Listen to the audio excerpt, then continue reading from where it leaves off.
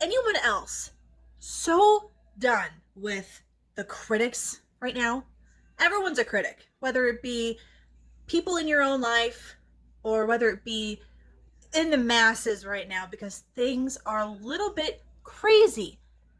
Are you done with the critics? Are you ready to move on? Well, I am here to help you knock out and bust the critics in your life right now. Stay tuned. You're not going to want to miss it. Welcome. This is MultiformPTSD because PTSD has no uniform. Here we are going to bring support and awareness to those who suffer from non-military related post-traumatic stress, including complex PTSD. So suit up. Let's do this. Hi, I'm Tracy with MultiformPTSD. So glad you could be here and so glad I can talk to you about something I'm very passionate about today. If you're following me in order, in succession, okay, if you listen to episode 24, I talked about the next episode was going to be on a different topic.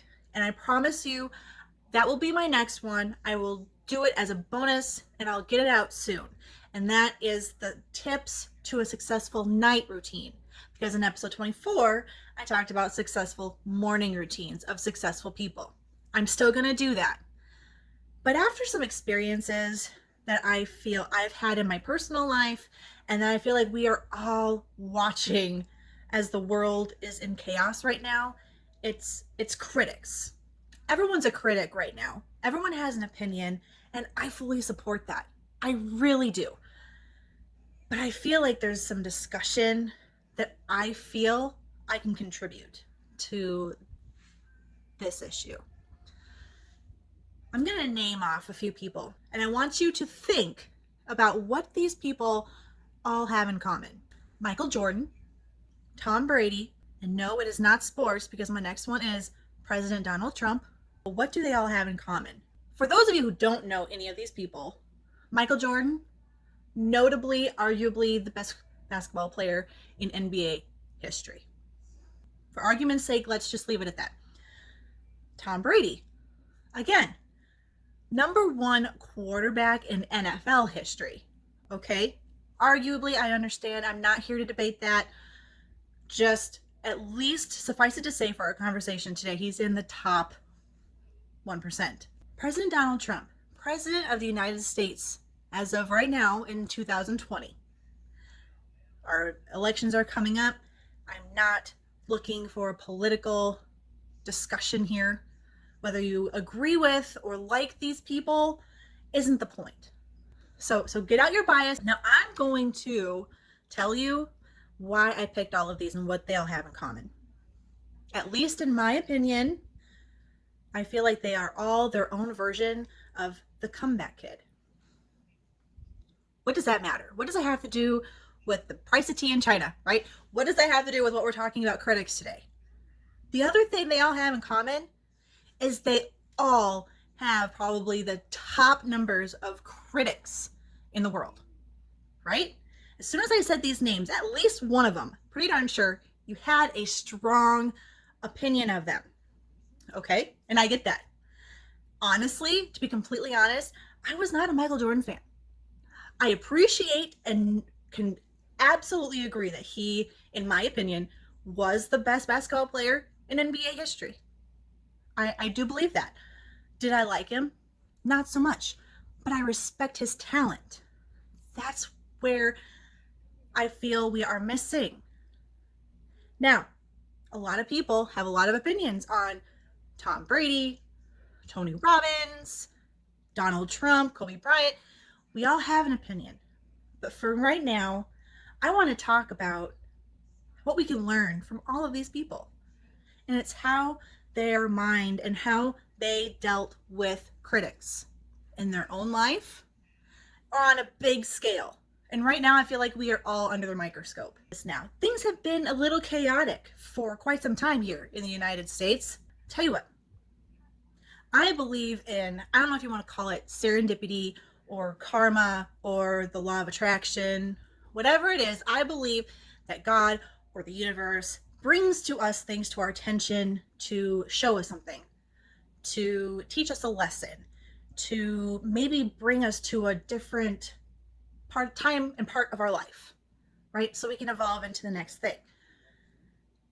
In the last few years, excuse me, please excuse my voice. I'm doing the very best I can. I have been sick for over a week.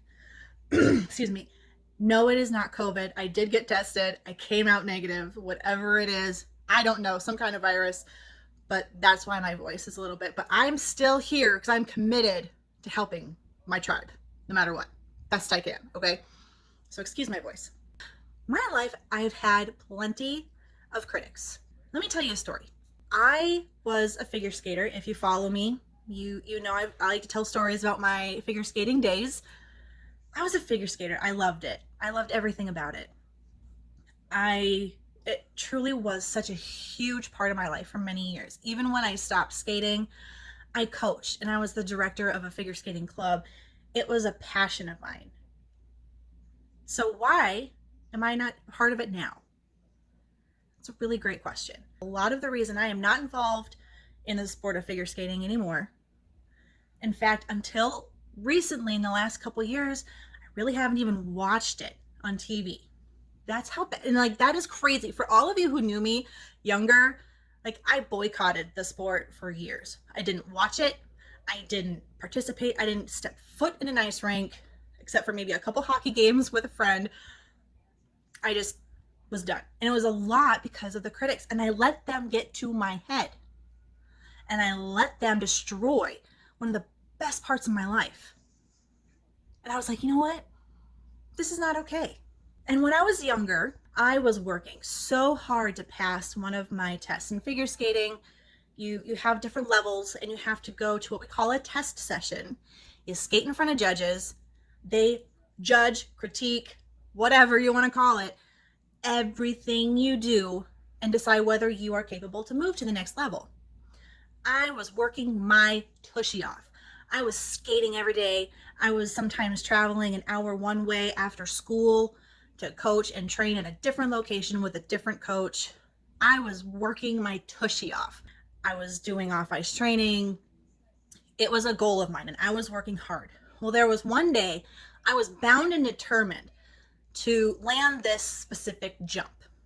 Honestly, I don't remember what jump it was, but it was a jump nonetheless. Not important what jump it was.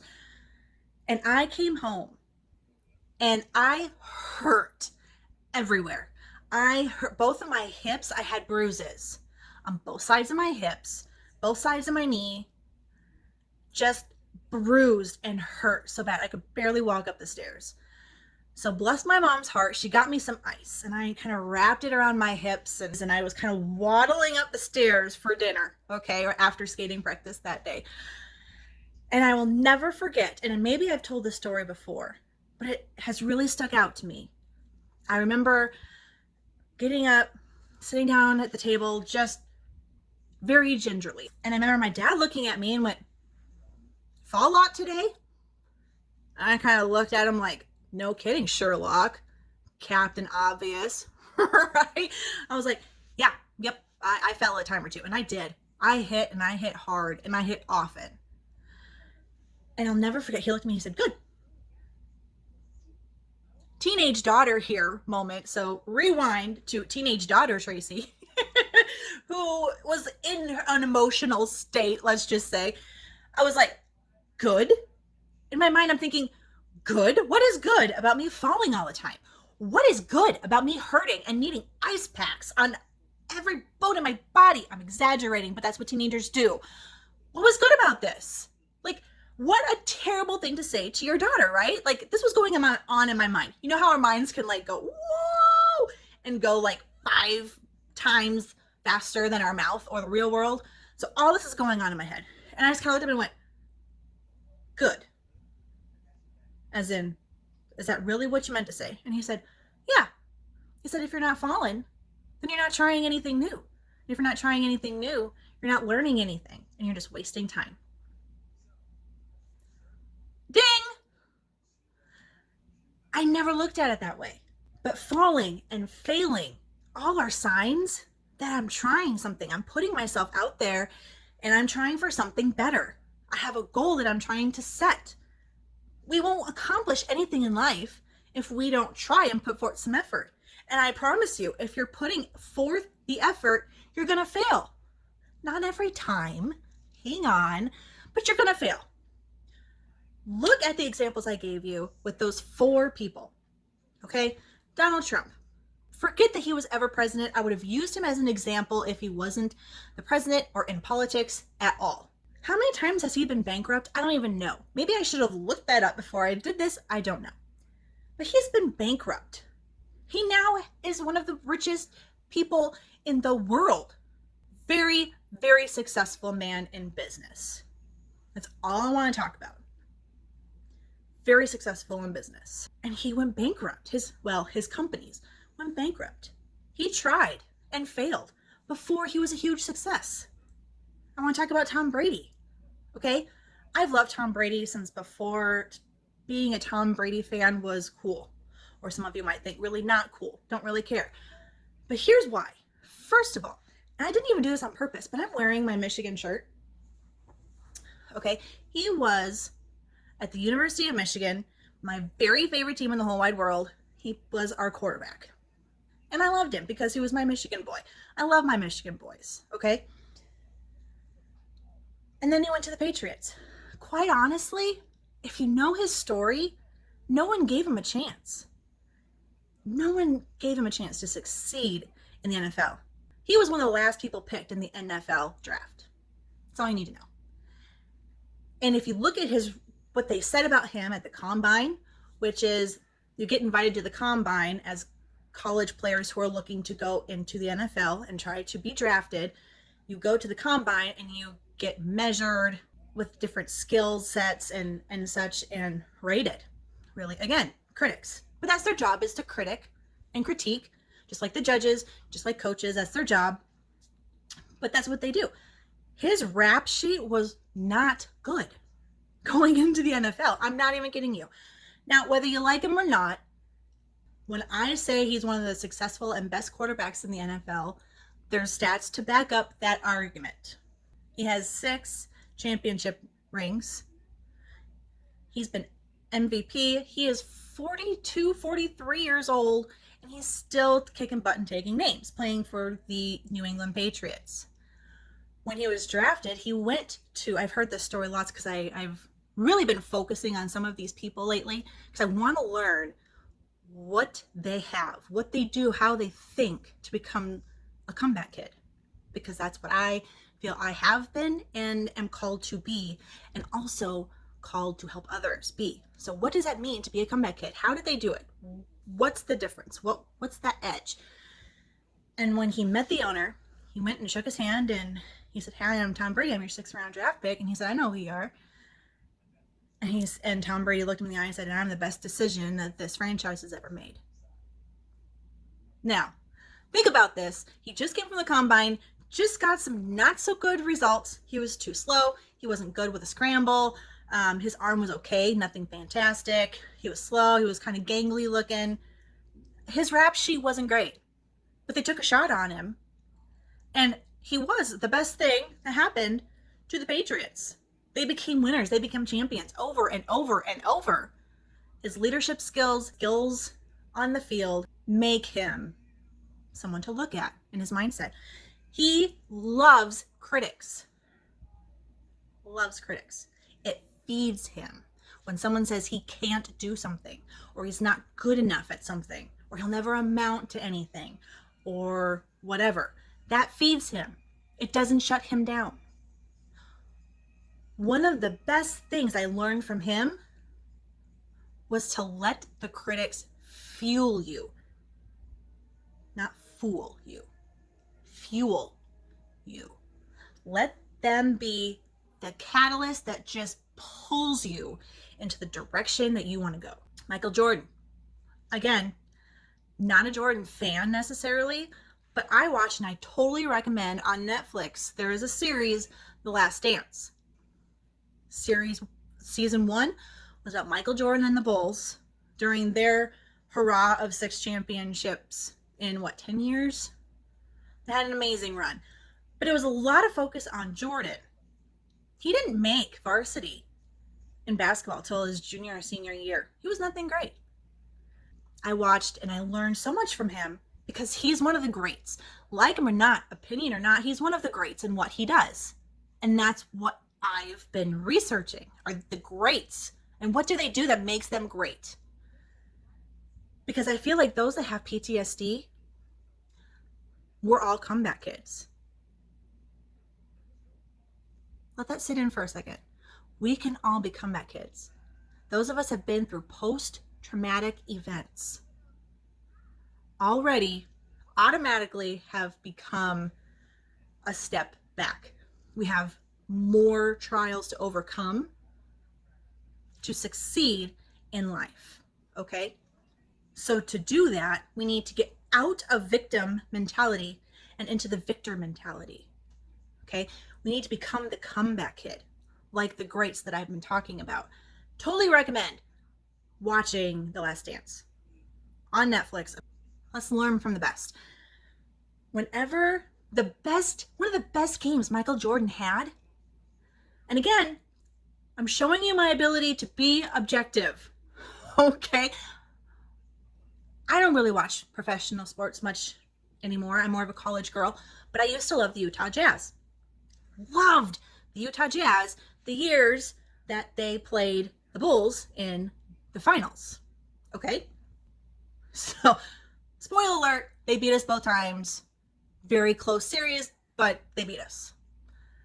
So I'm not a Bulls fan, and I'm not a Michael Jordan fan, and that is a huge part of it. But as frustrating as it was, do you know what that man did? He got food poisoning the night before the game that he then scored 40 plus points, sicker than a dog, throwing up, weak, dehydrated, 40 some points in that game. I don't even remember the rest of the stats, but he was phenomenal. Phenomenal. He had a great game no matter what health he was in. If he was in perfect health, that still would have been oh my gosh, that was an amazing game. Add on, he felt like crud, throwing up in the locker room. Felt horrible. And he was able to do that no matter what. That's what I'm talking about. When bad news would come out about him or an opinion about him that wasn't necessarily positive, he used that as fuel to be like, all right, I'm not going to worry about talking about this. I'm not going to talk about it. My actions on the court are going to do my talking. That's his thing. In my life, I've had my own critics. We all do. I've had a lot, and they've been in my inner circle at one time or another. And I can still, to this day, really let it bother me. Really let it bother me when people are critical of decisions I made or didn't make, things I do or don't do, things I try to do and fail or even succeed. Everyone's got an opinion, right? And that's fine. I listened to Brené Brown just today. And again, I'm not getting paid for this. She doesn't know I'm talking about it. I'll tag her in it because if she wants to know that I think she's great, awesome. But Brené Brown, she talks about vulnerability. She also has a thing on Netflix, Brené Brown, and she's got one of the best TED Talks out there. I was listening to her, and she just hit it on the nail. And she talks, I'm not going to be able to quote it perfectly, but she says, if you're not in the arena daring greatly, which is the title of one of her books, Daring Greatly, if you're not in the arena daring greatly and putting yourself out there and getting your butt kicked, I don't care about what you have to say about what I'm doing. Light bulb. If I wouldn't go to a specific person for advice on a certain thing, I'm not going to ask someone who has never had children. I'm not going to ask them advice on being a parent. Not because I don't love them, trust them in other ways, but when it comes to parenting, they don't have the experience. So I'm not going to go to them and listen to their advice necessarily, right? Parents out there, you know what I'm saying? Those who aren't parents, you're like, yeah, okay, we'll see how you feel when you're a mom, right? Or dad. So why do we listen to critics of people who are just sitting on the sidelines, sitting in the cheap seats. Why do we care what they have to say? I guarantee you, Michael Jordan and Tom Brady out on that field, can't hear you screaming up in the cheap seats, telling about how you feel they're playing, what they should be doing, how they should be different, how much they suck, whatever. Do you think they can hear you? No. Do you think they care what you have to say? Nope. Because you're not down there doing it. You're not in the league. You're not doing what they're doing. So why do they give a rat's behind about your critiques? They don't. I'm not saying not to care what people think. That's not what I'm saying. We're human. We care what people think. What I'm saying is be choosy about who you care what they think. And you need to decide, and you need to pick the people who not only love you for you, but love you because of your weaknesses, because of those quirks that you don't have figured out right. Love you anyway. Love you despite of it. Those are the people that will tell you, hey, I am on your side. I am cheering for you, but also will be like, that was kind of a bad step, bad decision. You might want to make that one right. Here's some questions that I believe I have come up with on learning how to deal with critics. Who to listen to, who not to listen to, and when to care. Here are the questions to ask yourself. You can't change what anyone else says about you or thinks about you. You can't change that. So you have to talk and ask these questions to yourself. Are you doing the best you can with what you knew and what you had at the time? Hindsight's 20/20. In the moment, did you make the best decision you could? Did you do the very best you could with what you knew and what you had at that time? That's all you can do. What can anyone else ask you to do? I think that's pretty self-explanatory, but I needed to hear it. I needed to realize it in my head. Are you being true to yourself and loved ones? You know, I believe in standing up for what we think is right and what we think is wrong. Stand up for those, absolutely. Are you being true to those values? And are you standing up for those people in your life that you hold dear? Are you being true to them? Are you drawing boundaries or are you burning bridges? My son has asked me this, and I'm still working on a really great way to explain it. We're having the discussion as far as being feisty and argumentative and setting boundaries, because I think both are important. I think setting boundaries for yourself, crucial, especially when it comes to critics. You got to have your boundaries and you got to set them, but you don't want to burn bridges with people while doing it necessarily. Maybe sometimes you do, but as a whole, you don't want to do that. You don't want to be argumentative. You don't want to be aggressively critic. Let me just ask you this, okay? Focus. If you don't think about anything else, I want you to focus on this, okay? Are you listening?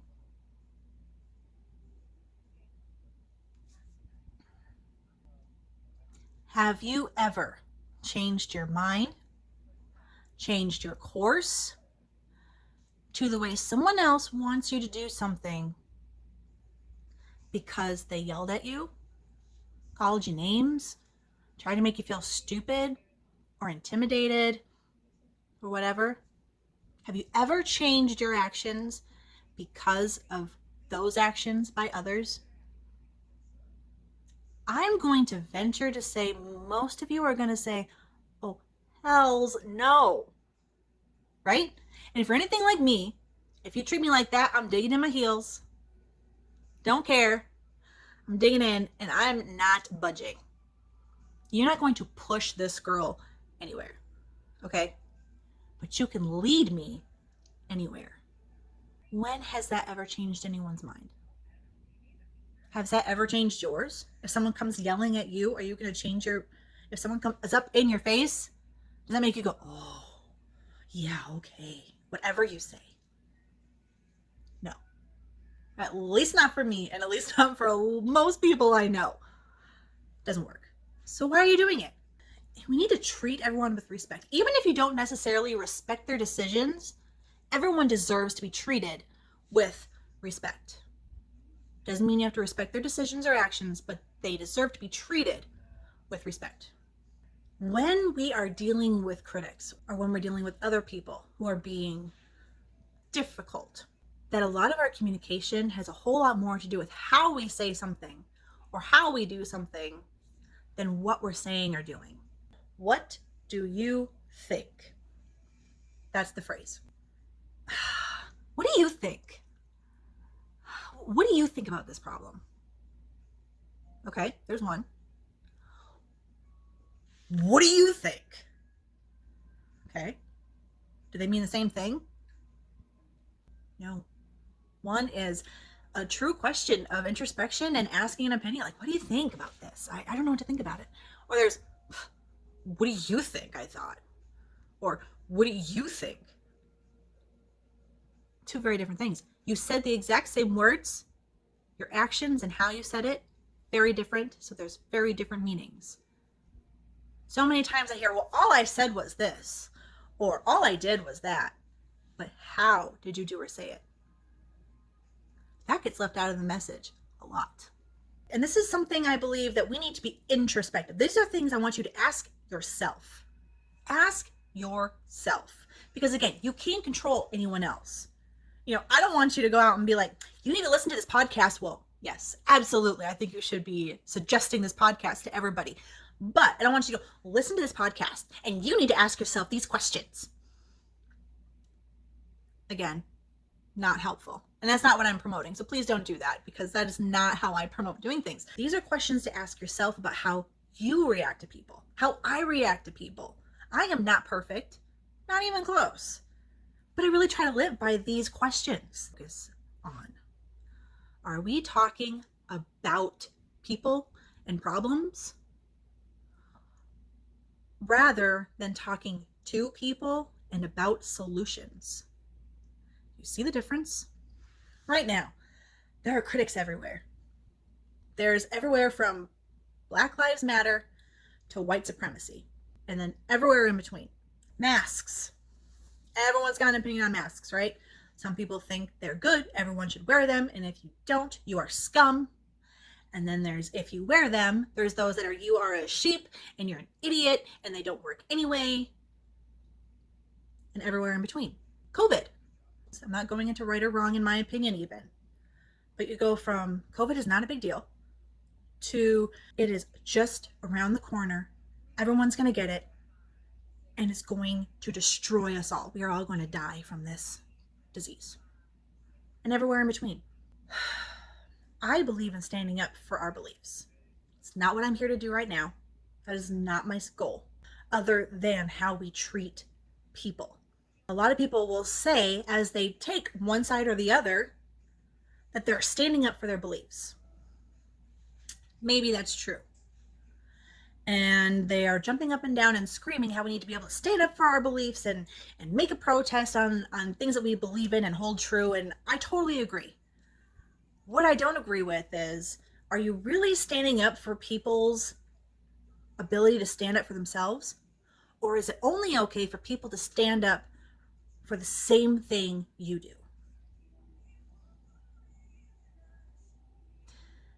Think about that. What I'm seeing in some organizations right now is they're taking their stand on standing up for what they feel is right, very hard, very brash, and very aggressive to the other side of their belief, saying it's standing up for XYZ. And they have that right. I agree, 100%. Y'all have that right. But I have a right too, to stand up for what I believe and what I feel is right. It's not one-sided. We all have a right to feel the way we feel. We all have a right to have a platform to do that. We all have the right to be treated with respect. We're not going to respect everyone's decisions.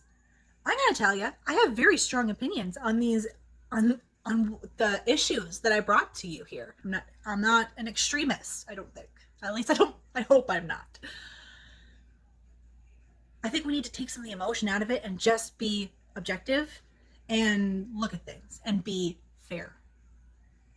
If it's okay for you to stand up for what you believe, it's okay for me to stand up for what I believe. I don't think it's our choice to decide who can stand up for what they believe and who can't. That is not what America, at least, the United States of America, that is not what we're about. That's not what we were created for. It was for equality for all beliefs. And let the critics be danged. They care about a close few, and that's it. That is something we can really bring home and apply to our lives. The slogan, I want to be like Mike. Again, not a huge Michael Jordan fan, but I have a better appreciation for him now, knowing more of the backstory. And in that way, yeah, I want to be more like Michael Jordan. I want to be able to use critics for fuel. I want to be able to be like, all right, I don't have to say a word. I'm going to show you. And then work hard and fail. Did he win every basketball game? Obviously not. Most of them, but not all of them. You got to fail to learn. And if you're not trying, you're never going to succeed at anything. You're also going to fail. It's just a part of life. You're going to fail. It's what you do after that failure that makes you either Michael Jordan or the no name that nobody knows. I'm not saying that fame should be what our goal is, but success. Whatever that looks to you. Say you borrowed a car from somebody. Okay? Your car's in the shop, you had to borrow someone else's car for a week. And they give you a call and say, hey, I really need that car back. Mine broke down now and I need my car. We have a choice how to give that car back. We're all going to give the car back, right? It's how you give it back. That could be totally different. When I have borrowed cars, I have filled the gas, fill it up, give it back with a full tank. Even if I didn't get it with a full tank, they'll let you borrow their car. It's the least you can do, right? Or maybe you decide you want your darn car back, here, throw the keys at them and leave. Now, both of those examples, we'll go back and say, all I did was give them back their car like they asked. I don't see what the problem is. Why are they upset? Well, if you threw the keys at them, that's why they're upset, because you're being a jerk, right? But do you see how they both did the same thing, but did it differently? But what they'll both say is, I just gave them the car back. Did you write them a cute little thank you note? Like, hey, thanks for letting me borrow your car. I really, needed it at the moment. You're always there to get my back. Thank you so much. You're awesome. Or, because they asked for it back, do you give them a silent treatment about doing the same thing? You gave the car back. Did you do it with a thank you, or did you do it with a scowl or silence? Choice is ours. The choice is yours. We don't get to choose how other people treat us, but we do have the choice of how to respond. Thank you so much for being here. I am getting more messages again, and I thank you. I thank you for your messages. I want you to know how deeply they mean so much to me. So much to me. Thank you. It keeps me going, because we all have critics. So when we get those messages of appreciation and that we actually did something right, or we touched them in some way, changed their life, changed how they thought about things, their mindset, their business, their lives, their competition, their game. That's why I do what I do. That's why I do what I do. So although I am all about trying to shut off the critics in my head and not let them get to me, your letters of appreciation help me so much. So much. Write someone a note, whether you DM them or write a letter or an email or a text message or whatever, a phone call. Tell someone today the difference that they made in your life that was positive. Did someone say something to you that just changed everything, or that really made you think about something different and it changed your relationship completely? Did you then listen or watch and go, oh my gosh, that's exactly what I needed to hear? Write them a thank you note. It doesn't have to be long. A lot of the messages I get aren't long. It's just, hey, real quick. Thank you. Your message has really changed how I look at things, and it's changing my life. Thanks. Appreciating and taking note of the people who are there for you, who have made a difference in your life in a good way, the more that's going to just come to you. So appreciate them. appreciate them, and then let them know that you appreciate them. We all have enough critics in our lives. Don't be the critic, be the cheerleader. In so much of the self-education world, is a lot of it is just, oh, just think positive, just think happy, just think. Your mind knows. You have that part of you that knows. So be real with how things really are. But Tony Robbins really just hits it home. Be real about the situation, but don't make it worse than it actually is. Don't see it as worse. See it better so you can be part of the discussion on the solution and talking to people. Do you have women? I'm sorry, I'm going to call you out right now, but girls, ladies, quit.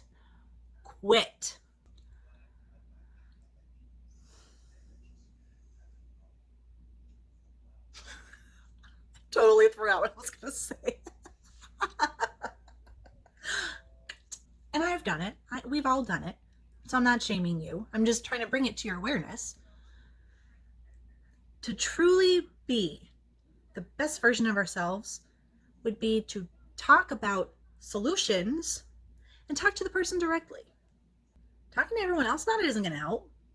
I understand if you have a friend or a family member that's kind of your bouncing board that you kind of bounce things off of and you need to vent or whatever.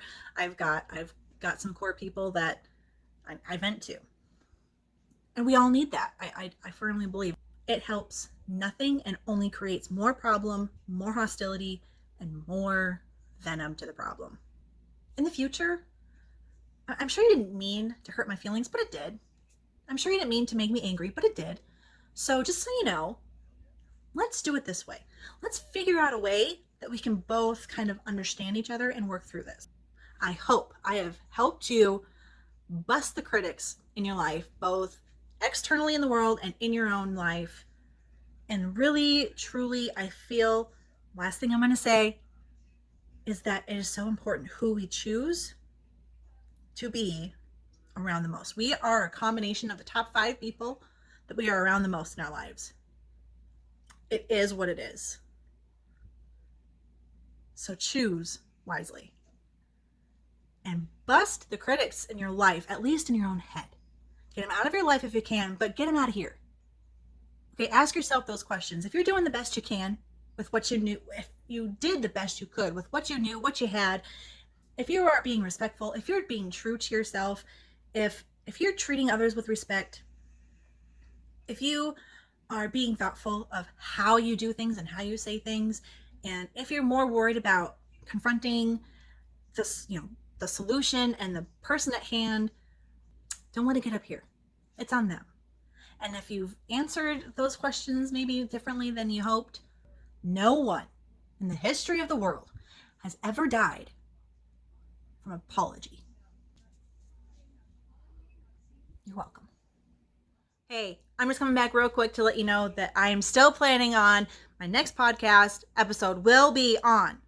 It's delayed, but it's still coming.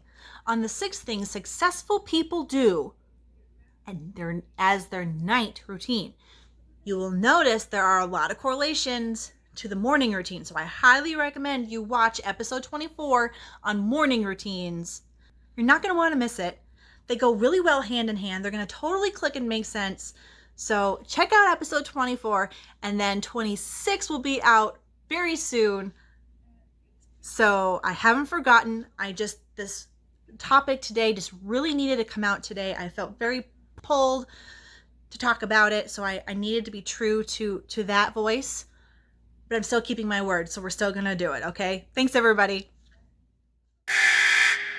Hey, I just wanted to come back real quick and thank you so much for your support and your messages. I promise you, I read every single one of them personally, and they mean so much to me. They seriously keep me going. I invite you to subscribe and share this podcast. We are now on Apple, Google, Spotify, iHeart, Stitcher, and other podcast platforms. You can follow us on Facebook and Instagram. Coming soon, YouTube. You can find us under MultiformPTSD.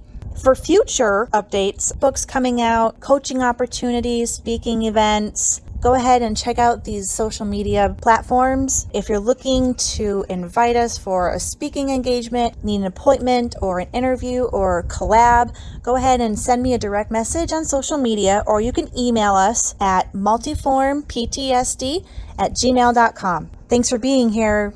Let's do this.